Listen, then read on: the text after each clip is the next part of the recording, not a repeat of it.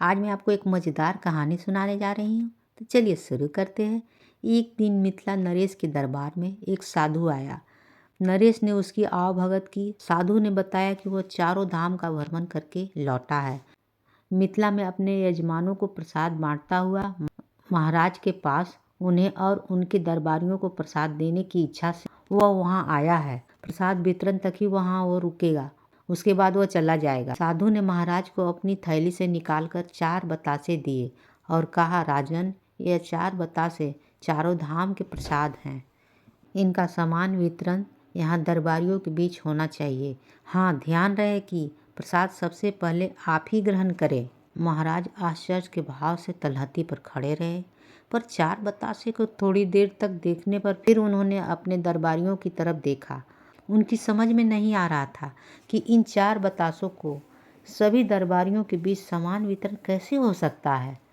अतः उन्होंने एक दरबारी को बुलाकर चारों बतासे दिए और बोले, आप बुजुर्ग हैं, आप इन सभी बतासों को समान वितरण करें। वह दरबारी कुछ नहीं कह पाया। उनकी भी स्थिति महाराज जैसी ही थी। जिस तरह महाराज की समझ में कुछ नहीं आ रहा था, उसी तरह इस वृद्ध दरबारी को भी कुछ नहीं समझ में आ रहा था। आखिर कैसे इन 4 बतासों को दरबारियों के बीच बराबर बराबर बांटा जाए। थोड़ी देर मौन रहने के बाद साहस करके उस वृद्ध दरबारी ने महाराज से कहा, महाराज, मुझे ऐसी युक्ति स्मरण नहीं जिसमें इन 4 बतासों को सभी दरबारियों में बराबर बराबर बांटा जा सके। महाराज मुझे क्षमा करे और यह कार्य किसी अन्य व्यक्ति को सौंप दे। महाराज ने कई दरबारियों को बुलाया, लेकिन उनमें से कोई भी दरबारी इस काम के लिए राजी नहीं हुआ। दरबार में बैठा काना नाई, जो गोनूजा से बैर भाव हमेशा रखता था, फटाक से अपने आसन से उठा और महाराज से कहने लगा, महाराज, यह कार्य इस दरबार के केवल एक ही व्यक्ति कर सकता है, वह और कोई नहीं है। हमारे दरबार के सबसे गुणी व्यक्ति गोनूजा जी हैं। आप यह कार्य उन्हें सौंप दें, फिर कोई समस्या नहीं होगी। महाराज काना नाई के कुटिलता भांप गए। गोनूजा ने भी समझ लिया कि काना नाई के इस कार्य को असंभव मानकर उन्हें नीचा दिखाने के लिए उनके नाम का प्रस्ताव किया है। इस बात को भांपते ही गोनूजा के ओठों पर मुस्कान तैर गई।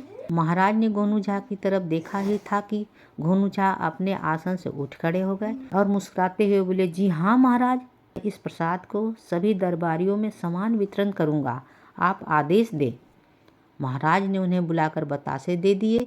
गोनूजा ने श्रद्धापूर्वक अपनी अंजलि में बतासे लिए और महाराज से विनती स्वर में बोले, महाराज, कृपा करके एक मिट्टी का बड़ा सा घड़ा मंगाए। जल, दरबार में उपस्थित लोगों की गणना के बराबर मिट्टी के कुल्हड़, 1 बोतल गुलाब जल और 1 पसेरी चीनी की व्यवस्था जल्दी से करवा दे। गोनूजा की मांग तत्काल पूरी करने का निर्देश महाराज ने दे दिया। थोड़ी ही देर में सारी वस्तुएं दरबार में आ गई। गोनूजा ने चीनी पानी को बड़े से घड़े में डाल दिया, फिर उसमें गुलाब जल की बोतलें खोलकर सारी गुलाब जल उधेड़ दिया।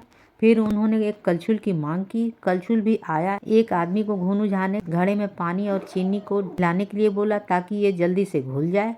दरबारीगण आंखें फाड़कर सारी गतिविधियां देख रहे थे। किसी की भी समझ में नहीं आ रहा था कि गोनूजा आखिर करना क्या चाहते हैं।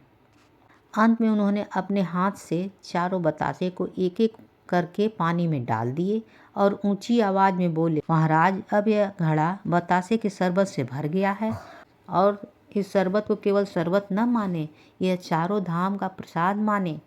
अपने दोनों हाथ में एक एक कुल्हड़ शरबत लेकर गोनूजा महाराज के पास आए। साधु महाराज की आज्ञा के अनुसार सबसे पहले प्रसाद आप ग्रहण करें।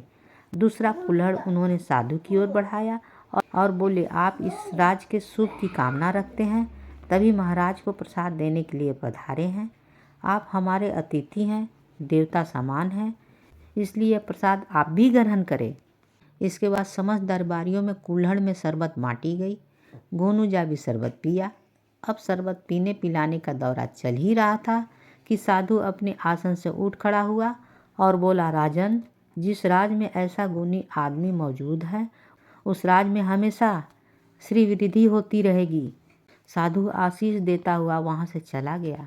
दरबारी मुक्त कंठ से गोनूजा की प्रशंसा कर रहे थे और काना नाई जल भूनकर खाक हुआ जा रहा था। कहानी होती है समाप्त।